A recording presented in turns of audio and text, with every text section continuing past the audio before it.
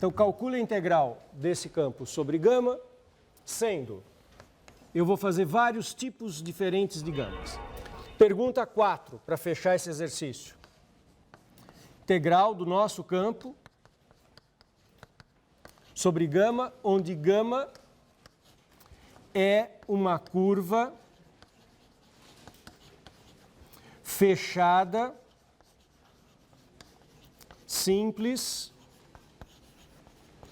que não passa pela origem, orientada no sentido anti-horário.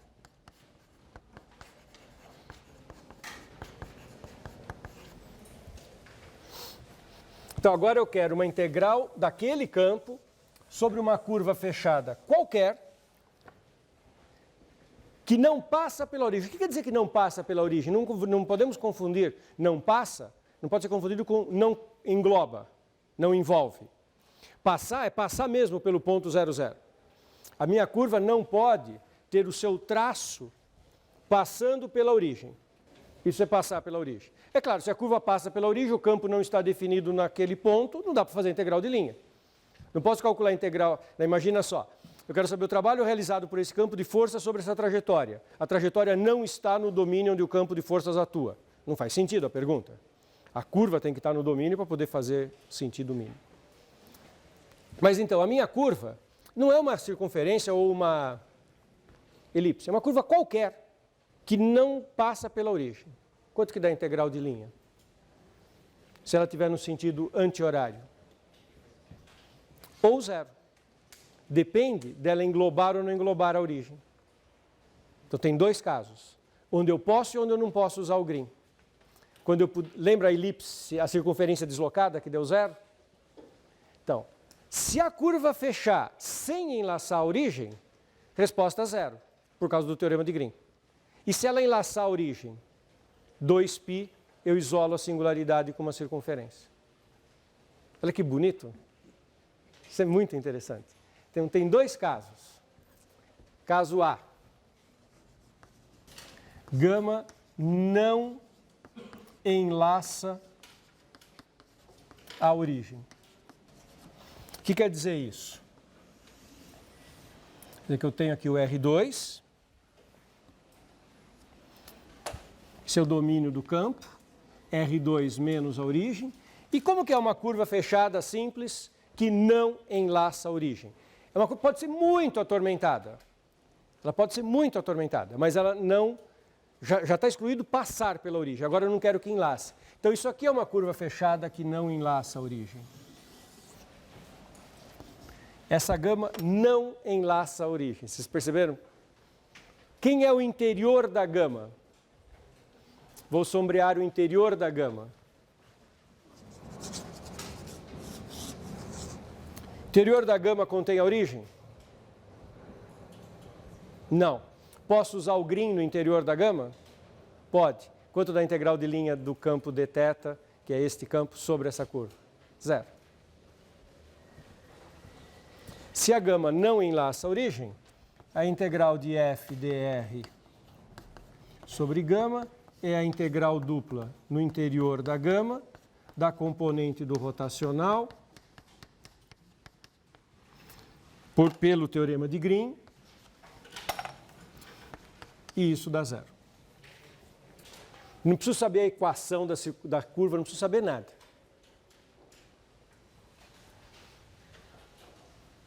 Caso B. Gama enlaça a origem. Então, como que é esse desenho? O domínio do campo não tem a origem e a minha curva gama tem que enlaçar a origem. Ela pode ser uma curva atormentada, ela pode fazer muitas coisas, mas ela tem que ter a origem no interior. Então, imagine agora uma curva percorrida no sentido anti-horário e que tenha a origem no seu interior. Ela enlaça a origem. Posso usar green no interior da curva? Não. O que eu faço? Isola a singularidade. Com o quê? Com uma circunferência. De que raio? Suficientemente pequeno para não tocar na gama. Você tem aqui a gama no sentido anti-horário. Põe uma alfa, que é uma circunferência de raio R no horário. Eu tomo alfa, x2 mais y2 igual a A2, no sentido horário, com A pequeno, para que gama inter alfa seja vazio. Quer dizer, que a minha circunferência não toque na gama. Eu pego uma circunferência bem pequenininha, de raio R, que fique dentro da gama e parametrizada no sentido horário. Aí eu olho para a região entre as duas.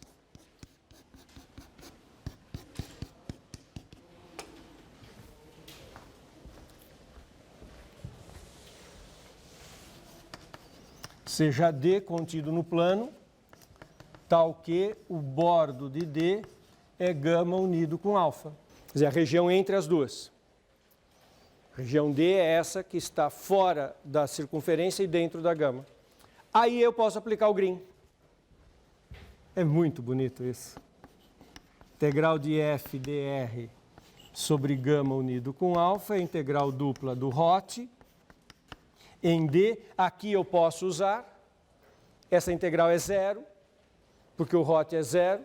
Integral de f dr sobre gama mais a integral de f dr sobre alfa é igual a zero, porque o Hot é zero.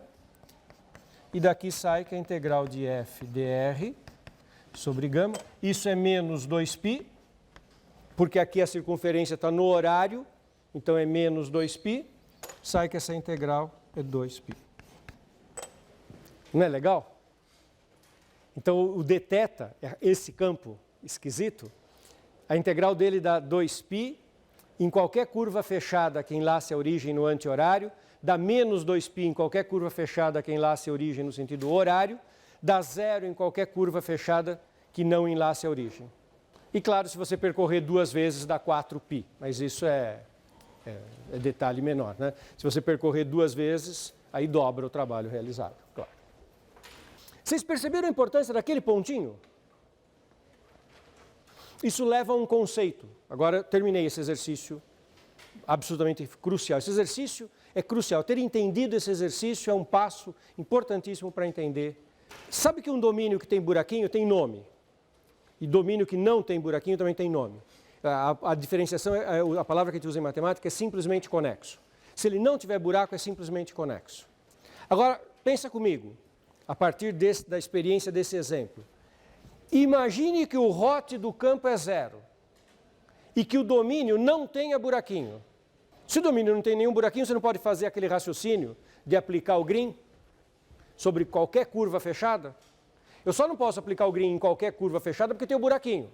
Eu tenho que separar se enlaça ou não enlaça a singularidade. Agora imagina que não tem singularidade. Então nunca, nenhuma curva fechada vai enlaçar a singularidade. Pega uma curva fechada qualquer, não tem singularidade, se aplica o green. Se o Hot é nulo, o que você conclui? Que a integral de curva fechada é zero e, portanto, o campo é conservativo. Vou passar isso a limpo, mas daqui a 5 minutos eu vou enunciar um teorema que é assim. Se um campo tem Hot nulo e o domínio é simplesmente conexo, ele é conservativo. Demonstração, aplica o teorema de Green. Quer dizer, o teorema de Green vai fechar o estudo de campos conservativos. Essa história de ter singularidade, ter buraquinho, isso não é rigoroso matematicamente. Qual que é a formulação matemática disso? É a seguinte, isso é uma definição. Então, só para localizar, eu voltei um pouquinho para a teoria, terminei aqueles exercícios. Definição. O D contido em R2 é um domínio simplesmente conexo. Então eu preciso de uma formulação matemática para essa ideia de não ter a singularidade. Só que eu quero expressar sem a palavra singularidade, sem a palavra buraquinho, sem esse tipo de jargão, quero uma formulação rigorosa. O jeito rigoroso de fazer isso é o seguinte: se toda curva fechada pode ser contraída até um ponto sem sair do domínio. Você fala, poxa, que formulação esquisita. É fundamental essa formulação para os teoremas que virão depois, que é o teorema de Gauss-Stokes. São os teoremas tipo teorema de Green em várias dimensões. Então, eu preciso, essa é a boa formulação. Então, ele é simplesmente conexo se toda curva fechada em D puder ser contraída a um ponto em D. Tudo isso sem sair de D. Então, o que é domínio simplesmente conexo? É domínio em que as curvas fechadas são contratíveis ou contraíveis. Exemplo de simplesmente conexo: o R2, um semiplano não simplesmente conexo, R2 menos um ponto. Por que o R2 menos um ponto não é simplesmente conexo? Se você pegar uma curva fechada que envolve esse ponto, tenta contrair essa curva. Contrair, vai encolhendo a curva de forma contínua, vai diminuindo, diminuindo, diminuindo, até virar um ponto. Você consegue fazer a curva virar um ponto dentro do domínio? Dentro do conjunto? Se você tentar trazer essa curva muito para baixo, ela vai passar pelo ponto. Se você contrair em volta do ponto, ela vai ficando pequenininha, mas na hora que vai virar um ponto, o ponto não está no conjunto. Outro exemplo, coroa circular. Uma coroa circular não é um domínio simplesmente conexo. Vocês estão percebendo a impossibilidade de contrair curvas fechadas num ponto? Veja bem, na coroa circular, turma, há curvas que são contraíveis. Por exemplo, se eu pegar essa curva fechada pequenininha, é possível contraí-la até um ponto sem sair do domínio. Mas olha para essa outra curva fechada.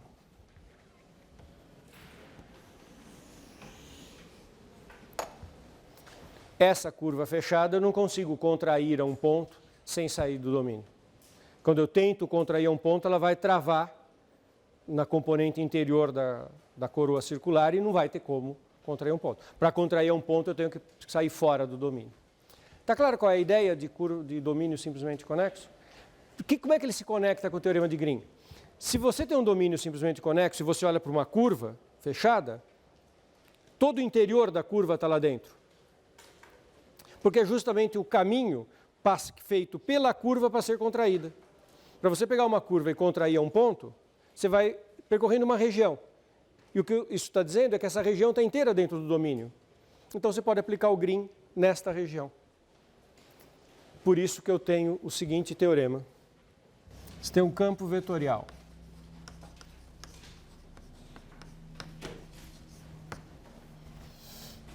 Bem diferenciável. Se D é simplesmente conexo e hot F igual a zero, então F é conservativo. Demonstração. Seja gama, curva fechada, qualquer gama contida em D. Como você pode contrair a gama num ponto, o interior da gama está dentro de D.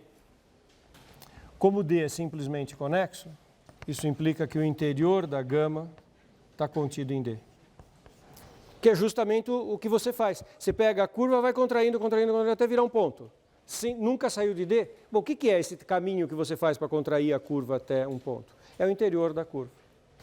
Isso implica, pelo teorema de Green, que a integral de f dr sobre gama é a integral dupla no interior de gama da componente do hot escalar k, mas se o hot é zero, isso é 0, então vale 3 da definição de campo conservativo. Olha que bonito isso, turma. Fala a verdade. Que resultado legal. Quer dizer, se o domínio é simplesmente conexo, o teorema de Green faz a volta e aí eu tenho uma quarta condição de campo conservativo. Mas tem que ser domínio simplesmente conexo. Então, aquele campo, o dθ, ele não é conservativo. Mas se você pegar um pedaço do domínio, ele é. Ele não é conservativo porque ele tem a origem como singularidade. Pega o semiplano y positivo. Isso é simplesmente conexo. Porque no semiplano y positivo, eu não consigo enlaçar a origem. Se eu estou restrito ao y positivo, eu não vou conseguir enlaçar a origem nunca. Aí toda curva fechada que eu faça, eu posso aplicar o Green. E a integral de linha daquele campo é 0 sobre toda a curva fechada. Então ele tem função potencial no semi-eixo y positivo. Você sabe quem é a função potencial do campo dθ? É arctangente. Pega no plano a função arctangente y sobre x.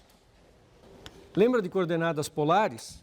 Pega um ponto P, xy, y sobre x. O que é y sobre x? Não é a tangente desse ângulo? Como é que chama esse ângulo? Esse ângulo em coordenadas polares? Θ. Quem que é o arco cuja tangente é y sobre x? Não é o θ? Não é o θ das coordenadas polares, isso? Eu vou calcular o gradiente dessa função, dá o campo do qual eu estou falando. Por isso que ele chama dθ. Ele é a derivada do ângulo, ele é a derivada do θ. Ele chama aquele campo de dθ porque ele é obtido por um processo de derivação no arctangente e o arctangente é ele próprio. E, bom, essa derivação é mecânica.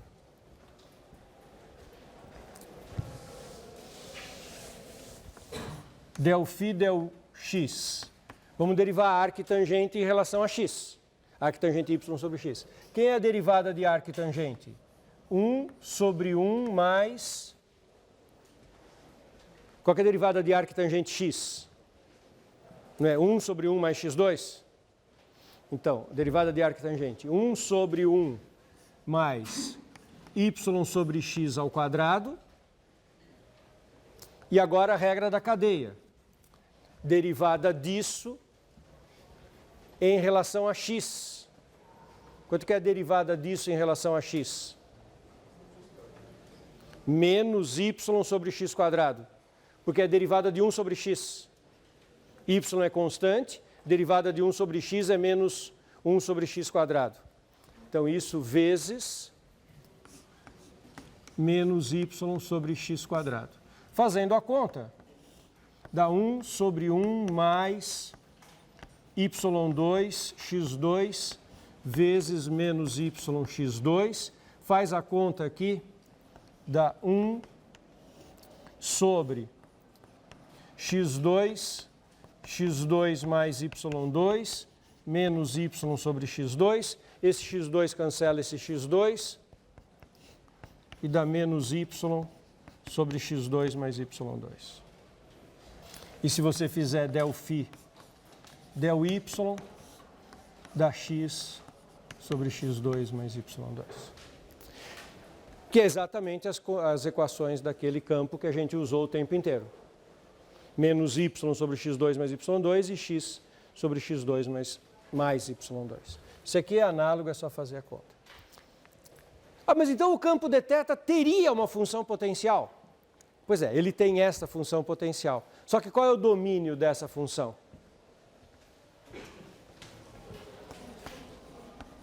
Domínio da função φ é o R2 menos x igual a zero. O que é x igual a zero? O eixo y. Porque, claro, né, o ângulo não pode ser π sobre 2. Porque se o ângulo for π sobre 2, quanto é que é a tangente dele? Não existe tangente de π sobre 2. Então, o domínio é R2 menos eixo Y. Em cada pedaço, x positivo ou x negativo, eu tenho a função potencial. Então, para uma integral de linha que fique só do lado esquerdo ou só do lado direito, dá zero. E você tem outras funções potenciais possíveis. Se você fizer arquitangente x sobre y, qual é a relação entre dois ângulos que somam 90 graus? Não é que a tangente de uma é o inverso da tangente do outro? Tangente e cotangente? Então, se você ficar jogando com constantes, você vai obter outras funções potenciais que podem estar definidas, por exemplo, fora do eixo x. Você tem funções potenciais parcialmente definidas. Na verdade, por força daquele teorema, em qualquer domínio simplesmente conexo, vai ter uma função potencial adequada. Não vai ter nenhuma função potencial definida no plano todo, mas você vai ter funções potenciais parciais para o campo dθ, que agora foi batizado oficialmente. Este campo agora está oficialmente batizado de dθ, porque o gradiente dele é aquele campo, o gradiente desta função é aquele campo, e essa é a função ângulo θ. Interpretação geométrica, física da integral do dθ. É super bonito isso. Gente, isso é de uma beleza assustadora. Não é o ângulo θ? Eu não mostrei que esse campo é o gradiente dele? Então, a integral da derivada do ângulo. O que é a integral da derivada do ângulo? É a variação do ângulo. Então, se coloque na origem. Pega uma curva. Sabe o que é a integral do dθ? Olha para o ponto inicial da curva, acompanha a curva e vê qual foi a variação do seu olhar, do ângulo do seu olhar. Essa variação do ângulo θ é a integral do dθ. Então vamos lá. Uma curva, só que você tem que estar na origem. Pega uma curva fechada que não enlaça a origem. Então eu estou aqui na origem. Pega uma curva fechada que não enlaça. Pega um ponto e vai percorrendo a curva. Você sobe, desce, volta para o ponto inicial. Variação de ângulo zero. Agora se coloca na origem. Curva fechada que enlaça a origem. Vamos ver a variação do ângulo? Pega um ponto inicial. Aí eu vou fazer a variação do ângulo. Eu acompanho a curva, só que eu estou dentro da curva. A curva enlaça a origem. Eu faço a variação do ângulo. 2π. Ou menos 2π, dependendo do sentido de percurso. Isso é muito legal. Né? É bonito isso? Isso é lindo. Então paramos por aqui.